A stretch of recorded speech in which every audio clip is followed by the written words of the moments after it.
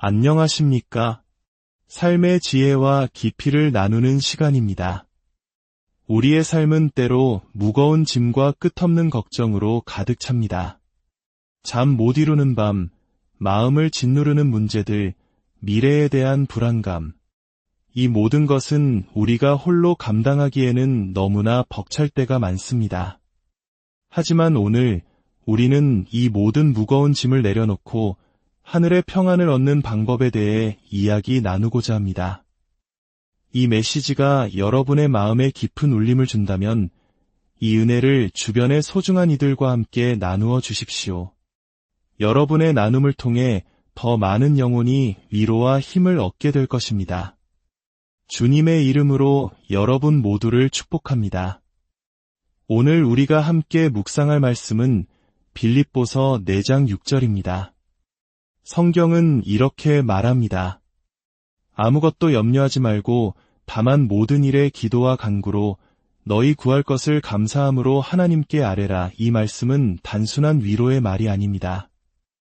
이것은 우리 삶의 방식을 바꾸는 강력한 선언입니다. 아무것도 염려하지 말라는 이 말씀, 여러분은 어떻게 받아들이십니까? 마치 불가능한 명령처럼 들릴지도 모릅니다. 하지만 하나님께서는 우리가 할 수 없는 일을 명령하지 않으십니다.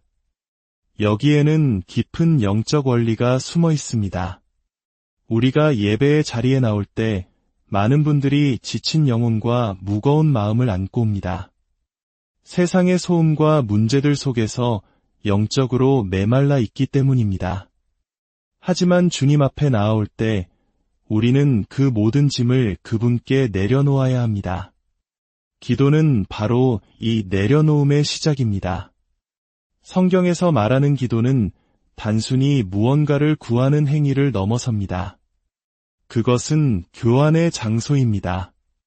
나의 염려, 나의 두려움, 나의 문제, 나의 연약함을 주님께 드리고 그 대가로 주님의 평안, 주님의 지혜, 주님의 능력을 받는 것입니다. 여러분이 기도의 자리로 나아갈 때 여러분을 괴롭히는 모든 것을 가지고 나아가십시오. 그리고 그것을 남김없이 주님께 드리십시오. 빌립보서 말씀은 기도와 간구로 아뢰라고 말합니다.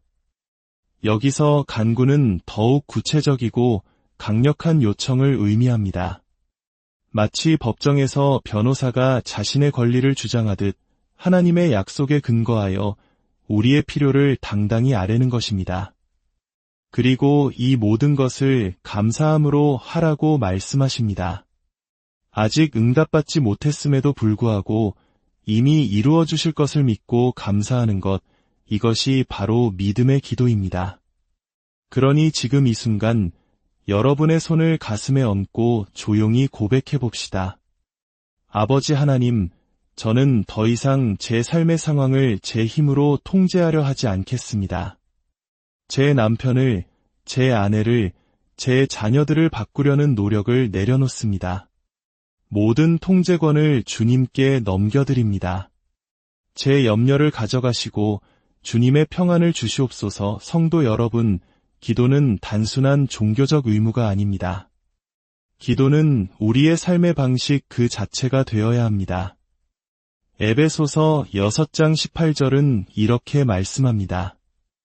모든 기도와 간구를 하되 항상 성령 안에서 기도하고 이를 위하여 깨어 구하기를 항상 힘쓰며 여러 성도를 위하여 구하라. 항상 기도하라는 것은 기도가 특정 시간이나 장소에 묵이지 않는다는 의미입니다. 금식 기도 때만 기도하는 것이 아니라 숨쉬는 모든 순간이 기도가 되어야 합니다. 우리의 삶이 곧 기도의 현장이 되어야 하는 것입니다. 우리는 흔히 기도를 하나님께 원하는 것들의 목록을 나열하는 것으로 생각합니다. 이것을 주십시오. 저것을 해결해 주십시오. 물론 이러한 간구의 기도도 중요합니다. 하지만 성경은 우리가 할 수 있는 기도의 종류가 훨씬 더 다양하다고 가르칩니다. 첫째, 청원 기도입니다. 빌립보서 4장 6절에서 본 것처럼 우리의 긴급한 필요를 하나님께 아뢰는 것입니다. 둘째, 믿음의 기도입니다. 이것은 하나님의 권위에 의지하여 선포하는 기도입니다. 셋째, 헌신의 기도입니다. 나의 뜻이 아닌 하나님의 뜻이 이루어지기를 구하며 자신을 드리는 기도입니다. 넷째, 감사의 기도입니다. 다섯째, 합심 기도입니다. 두세 사람이 마음을 같이하여 드리는 기도입니다. 여섯째, 중보 기도입니다. 다른 사람을 위해 드리는 기도입니다. 일곱째, 결박하고 푸는 기도입니다. 어둠의 권세를 묶고 하나님의 선하심을 푸는 권세의 기도입니다. 이외에도 다양한 기도의 방식이 있습니다. 우리는 상황에 따라 이 모든 기도를 활용할 수 있는 영적 군사들입니다. 오늘은 이 중에서 특별히 권세 있는 믿음의 기도, 즉 믿음의 명령 기도에 대해 더 깊이 나누고 싶습니다. 이것은 조금 생소하게 들릴 수 있습니다. 우리가 어떻게 감히 하나님께 명령할 수 있단 말입니까? 이것은 영적인 차원에서 수요가 없으면 공급도 없다는 원리에 기초합니다. 우리가 하나님의 약속을 붙들고 당당하게 요구하지 않으면 하늘의 창고는 열리지 않을 수 있습니다. 믿음의 명령 기도는 영적 차원에서 하나님의 약속을 법령처럼 선포하고 선언하는 것입니다. 이것은 믿음의 가장 높은 형태 중 하나이며 두 가지 중요한 기반 위에 서 있습니다. 바로 하나님의 말씀과 하나님의 뜻입니다. 즉, 내 생각이나 욕심이 아닌 성경에 기록된 하나님의 약속과 그분의 선하신 뜻에 근거할 때에만 우리는 담대히 요구할 수 있는 것입니다. 왜 우리는 이렇게 기도할 수 있을까요? 로마서 8장 17절은 그 이유를 명확히 밝힙니다. 자녀이면 또한 상속자 곧 하나님의 상속자여 그리스도와 함께 한 상속자니 우리가 그와 함께 영광을 받기 위하여 고난도 함께 받아야 할 것이니라. 사랑하는 성도 여러분, 이 말씀을 마음에 새기십시오. 우리는 하나님의 자녀이며 동시에 상속자입니다. 한국 문화에서 상속자가 갖는 의미와 권리는 매우 큽니다. 마찬가지로 우리는 하늘나라의 모든 유업을 물려받을 법적인 상속자입니다. 이 권리는 우리가 잘나서 얻은 것이 아닙니다. 예수 그리스도께서 십자가에서 피 흘려 우리를 위해 획득하신 것이며 우리에게 선물로 주신 것입니다. 그러므로 우리는 하나님의 자녀로서 상속자로서 하늘의 법정에 나아가 당당하게 요구할 권리가 있습니다. 이것은 구걸하는 기도가 아닙니다. 이것은 우리의 정체성을 아는 자의 기도입니다. 우리는 하나님의 아들이요, 딸입니다. 예수님께서는 기적을 행하실 때 구걸하지 않으셨습니다. 그분은 명령하시고 선포하시고 말씀하셨습니다.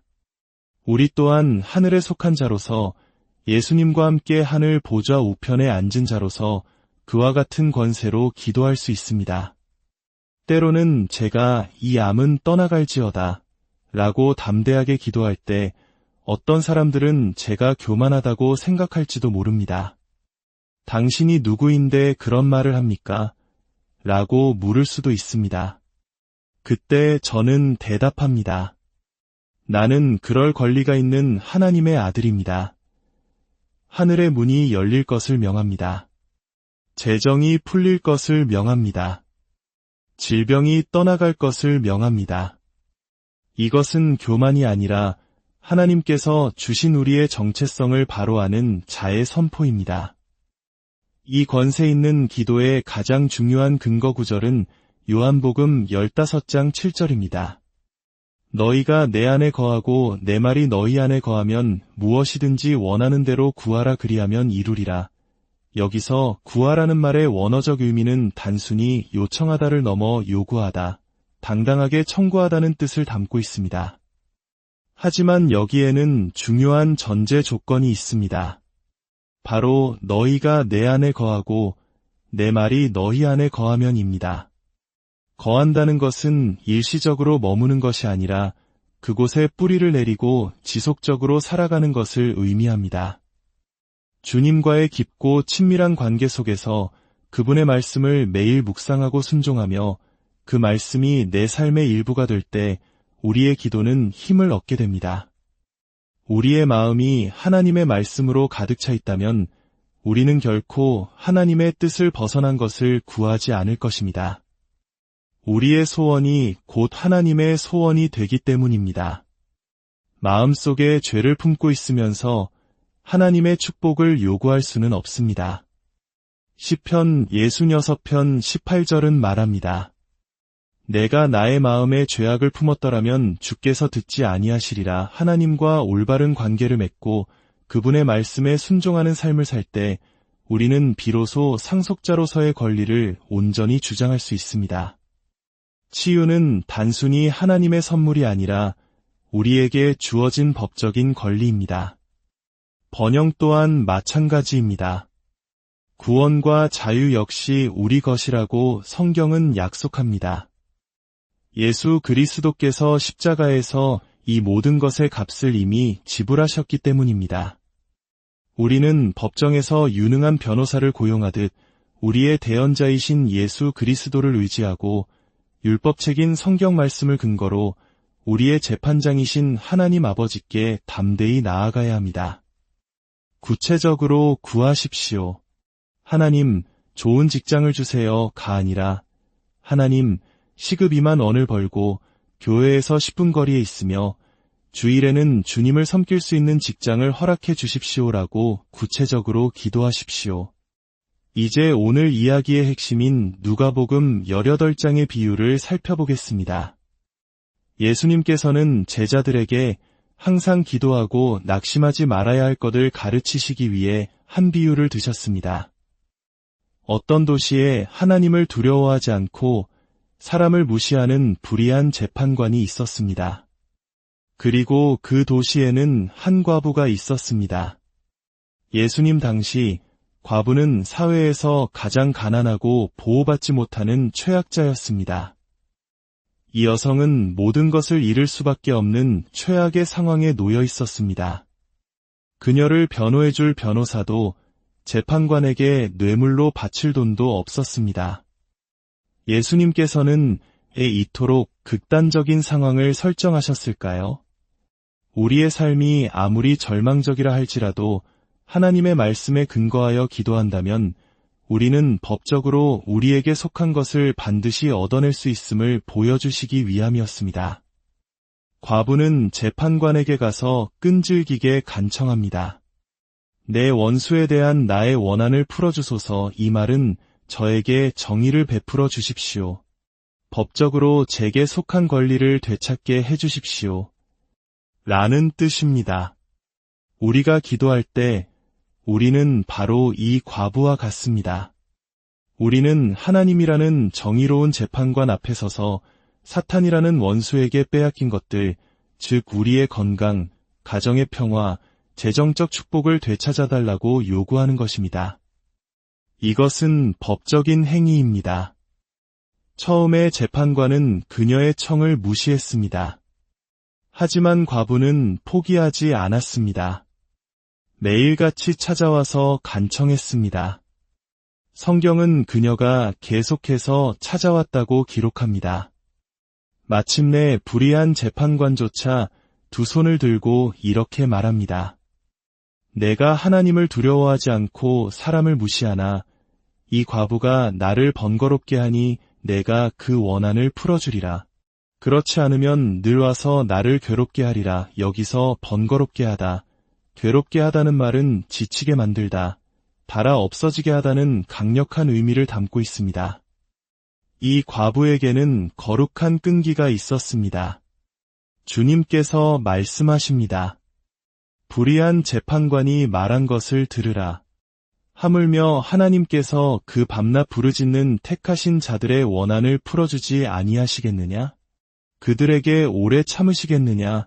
사랑하는 여러분, 이것이 바로 기도의 열쇠입니다. 끈기. 한두 번 기도하고 응답이 없다고 포기하는 것은 믿음이 아닙니다. 하나님께서는 우리의 끈질긴 기도를 통해 우리를 지치게 만들고 우리 가족을 무너뜨리려는 원수마귀를 달아 없어지게 하십니다. 자녀의 구원을 위해 기도하고 계십니까? 포기하지 마십시오. 원수가 지쳐 나가떨어질 때까지 기도하십시오. 재정의 회복을 위해 기도하고 계십니까? 남편의 변화를 위해 기도하고 계십니까? 질병의 치유를 위해 기도하고 계십니까? 멈추지 마십시오. 계속해서 구하고 찾고 두드리십시오. 하늘의 법정문을 계속해서 두드리십시오. 기도는 우리 영혼의 호흡입니다. 기도가 멈추면 우리의 영은 질식하게 됩니다. 기도는 하나님께서 이 땅의 일에 개입하시도록 허락해드리는 통로입니다. 우리가 기도를 멈추면 하나님께서 일하실 수 있는 법적 권한을 스스로 포기하는 것과 같습니다. 오늘 말씀을 마칩니다. 여러분, 우리는 더 이상 두려움과 염려의 종이 아닙니다. 우리는 하나님의 존귀한 자녀이며 하늘의 모든 것을 상속받을 상속자입니다. 우리에게는 예수 그리스도의 이름으로 주어진 권세가 있습니다. 성경이라는 법전을 손에 들고 믿음으로 담대하게 선포하십시오. 그리고 과부와 같은 끈기로 응답이 올 때까지 결코 포기하지 마십시오. 이 시간 여러분의 삶을 짓누르는 모든 문제와 염려를 내려놓고 하나님의 자녀된 권세로 함께 기도하기를 원합니다. 하늘에 계신 우리 아버지, 저는 죄인임을 고백합니다. 저의 모든 죄를 회개하오니 용서하여 주시옵소서. 예수 그리스도께서 저의 주님이시며 구원자이심을 입으로 시인하며 마음으로 믿습니다. 지금 제 마음에 들어오셔서 저의 삶을 다스려 주옵소서. 저는 이제 하나님의 자녀입니다. 저에게 약속하신 모든 좋은 것을 믿음으로 요구하며 끈기 있게 기도하여 받아 누리겠습니다. 예수 그리스도의 이름으로 기도드립니다. 아멘. 오늘 이 기도를 함께 따라 하셨다면 여러분은 새로운 삶을 시작하게 된 것입니다. 이 메시지가 여러분의 삶에 축복이 되었기를 바랍니다. 주님의 평안이 여러분과 여러분의 가정에 늘 함께 하시기를 기도합니다. 다음 시간에 더 깊은 은혜의 말씀으로 다시 찾아뵙겠습니다.